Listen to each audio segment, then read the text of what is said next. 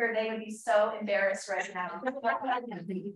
So I'm going to be here sharing some of our goals with my good colleague Cori Peek-Asa on behalf of EDC Simmons, who sends her regards. She has a family emergency, so she couldn't join us today. But you'll see from her remarks earlier how critically important the work and scaling paid undergraduate research is, particularly around closing opportunity gaps. Her initiative, of which our colleague Dr. Figueroa, who's with us today, co-leads, of bringing everyone together to solve the problems both at UC San Diego in terms of improving the student experience, but also more broadly, we know as change makers when you leave here, the problems that you'll help solve with our communities together later on. So one of the things I'm so happy that we're working with the Design Lab and how we desperately need your help is we have incredible resources at UC San Diego. It just, I mean, enormous. And you're going to see when Cori presents some of the data around the volume of research opportunity that we have and the financial resources that research brings to UC San Diego. We haven't been able to translate that into thousands of opportunities that are paid for undergraduates to participate in research. So we just don't, we haven't figured that out. We have wonderful programs that are what we would refer to not in a derogatory way, just as boutique programs, incredible models. Our PATS program, our Trails program, we're going to talk a little bit about McNair. They're phenomenal, but we have 33,000 undergraduates, right? 8,000 of them are transfer students. 35+% of them are first generation students. And we want to see underrepresented, marginalized students in science, in technology, in engineering and mathematics. And that's part of our mission as a public serving research institution. So this is our problem. It's really this wonderful opportunity. And so I thought I would just share a little bit about my own experience. So if any of you were like me, I was a low income first generation student. I worked proudly as a custodian and also as a cashier to make sure that I did not have student loan debt. But I was very, very fortunate with scholarships and some family support every now and then that I was able to pay for my undergraduate experience. But I very rarely have the opportunity to participate in non-paid high impact practices. And I don't regret that. I mean, I learned so much from being a custodian.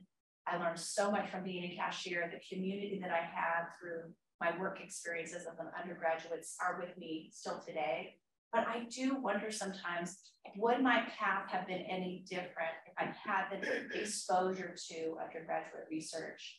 And so when I think about my role here, and I think about the work that we get to do with Michelle and Kevin and Cori and Ruth and Elizabeth and all of our faculty partners and our student leaders, I know it's part of my responsibility to really help us move forward in this particular regard. So we're here to ask you to help us figure out how to bring all these resources at UC San Diego together. So I do want to share a fun fact about Cori Peek-Asa as I invite her to educate us a little bit more on all of the research and the work at UC San Diego. She had 3 mini donkeys when she was in Iowa.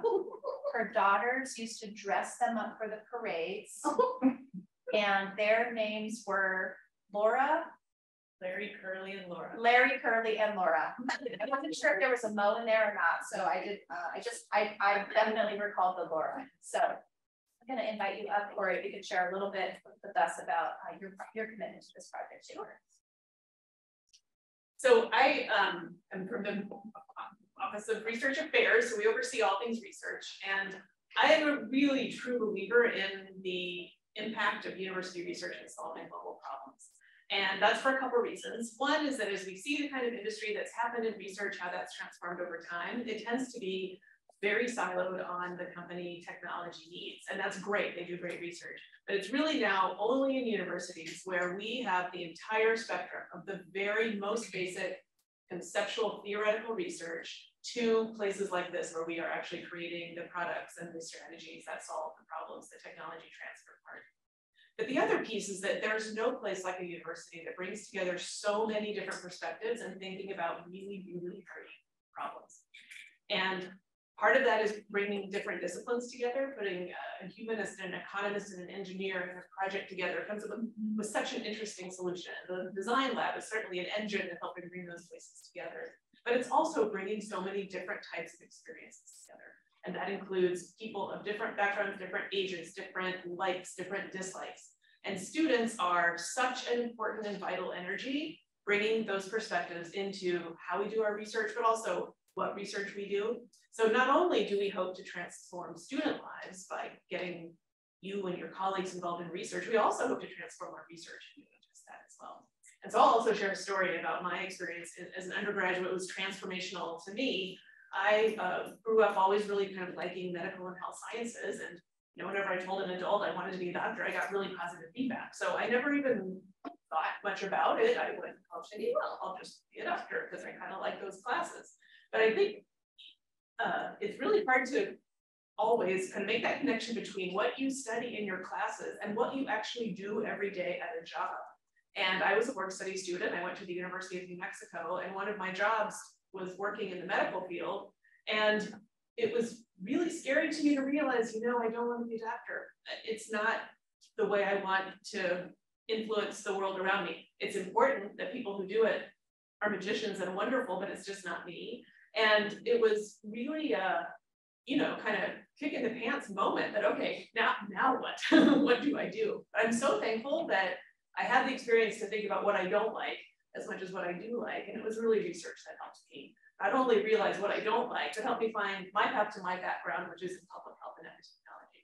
So I'll say a little bit more about research as we dive into the details, but for now, I'll turn it over to you. Or am I going to keep going? Okay. Yeah, we've got some of those great. Okay, so we are, I think that we don't advertise enough anywhere about what an amazing research engine, how successful we are on campus. And so our research budget annually now has reached, this year it'll pass $1.7 billion.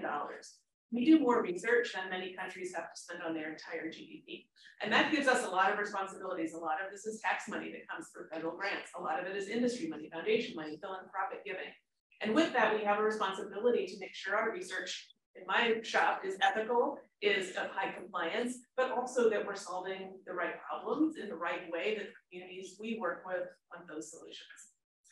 So there's probably not an area you can think of when we are not doing research. We have, for example, I'll just give a couple examples that might spark your interest in where you might get involved. We have the very first regenerative medicine lab in lower Earth orbit.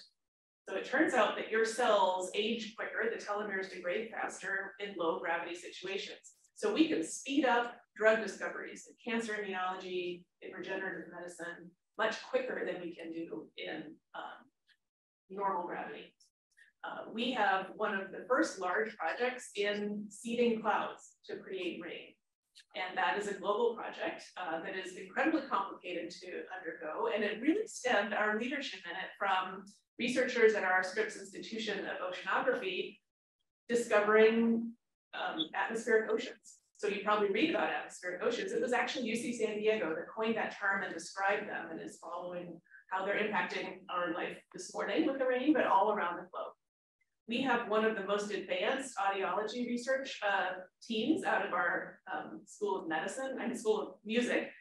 And one thing I learned that's really interesting is our arts programs are all, the faculty are all artists themselves. They're musicians, they're artists, they're performers. They're not scholars of the arts, they are actual artists. They're scholars of art as well. But that gives us a different connection to the arts and how arts are impacting social issues. But the research that I was distracted from talking about is in audiology and how much of this stuff that we've worked on in electronic music has been the foundation of how you hear noise and react to sounds in gaming. So another way that our research is influencing how we live our daily lives. So this has led to us being really highly ranked. And the rankings are based on how productive we are, not just in the research dollars that we bring in, but how we disseminate and translate and partner with using that research. So we are ranked 7. We're gonna pass UCLA. We have been in the past. We will next year. So it's a little hard for me to put this slide up because I know really we're going to be number 6 for national rankings for research. But the other piece that's really important, especially being in this design and innovation building, is we're in the top 5, sometimes the top 3, depending on which survey you use in innovation. The number of student startups, the number of companies that we help generate, the number of tech transfers, licenses, the IP that we help produce.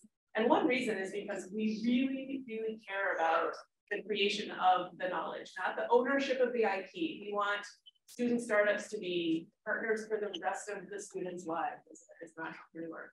So in really focusing on the partnership, we are able to have a very, very productive engine from all the way across research. So just a few more stats. Number 7 overall, comparing public and private universities, over $800 million in federal expenditures alone. We have one of the highest success rates in applying for federal funds in the nation. There is not a single federal agency for which we do not have funding. National Endowment of the Humanities, Department of Education, Centers for Disease Control and Prevention. We're so broad, we hit them all. But also industry, very strong with industry partnerships, nonprofit foundations, and also internal investment in doing that research. And so the challenge we have is we have all this research. We have PIs, your faculty mentors, who are really working hard to get the research funded and done, and then they go teach their class. We need to find ways to do the matching so that we can optimize how our educational pillar, our engagement pillar, and our research pillars all move forward, leveraging each other. And so you will help us with this.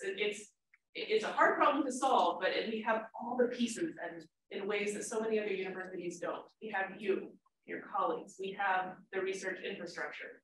We have the engagement with industry, with state agencies, with communities, nonprofit agencies. So it's really an amazing opportunity for us to have the collective impact that our university is so invested in.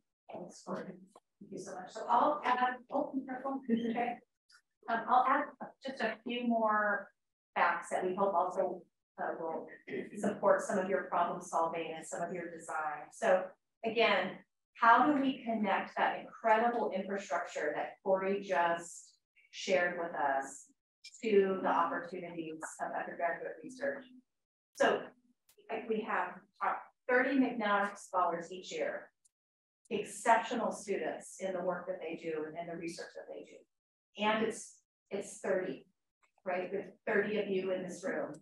Again, who doesn't get the opportunity because we haven't been able to open up all the other research pathways.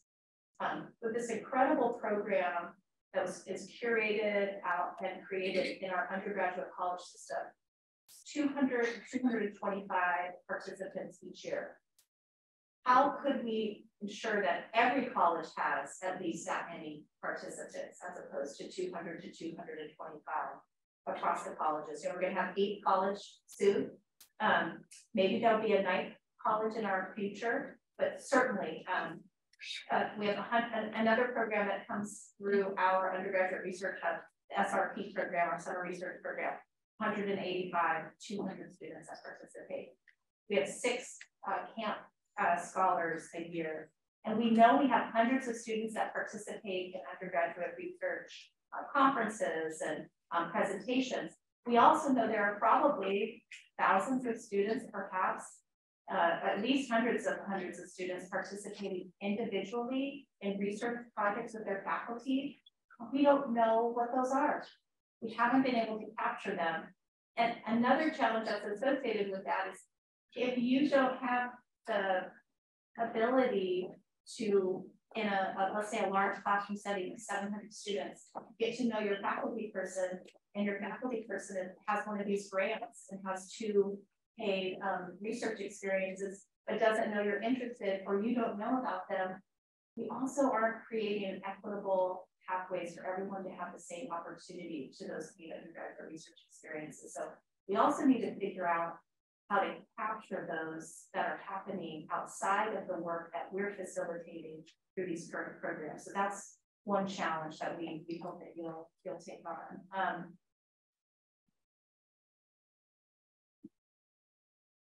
We also know that, again, participation in our curated programs, we have one of the largest and most successful historically McNair programs in the country, with our McNair scholars moving into PhD program. So we have again, a number of students who have expressed interest in undergraduate research and participated and won awards. And we know that there are positions available either through the Career Center and the Student Employment Office or through our partners in the Teaching and Learning Commons. Those systems don't talk to each other either. So that's also confusing. So if you don't know to look for, let's say the co-curricular record, where there's some opportunities to demonstrate your proficiency in undergraduate research, you don't know the language of the university, you're also going to miss out on some of these opportunities. And just if you would give just a moment, if you're a transfer student and you have 2 years at UC San Diego to achieve your dreams, let's say you need a quarter or two under your belt to just get acclimated, learn some of the language, to really decide which of the opportunities you want to take advantage of. That leaves you just a year and a quarter, right? If you're not using your summer quarter. Suddenly you have a year, just one summer to really engage, or a winter break to engage in some of these activities, especially if you're caregiving or working outside of your studies. So we have so much opportunity to really do some important work here. You just haven't figured out, again, how to do it. So we're really eager to get your ideas to help us solve this problem. And why is it so important? Again, we've shared some of our personal stories, and I know that you may have the chance to do that as part of your activities today.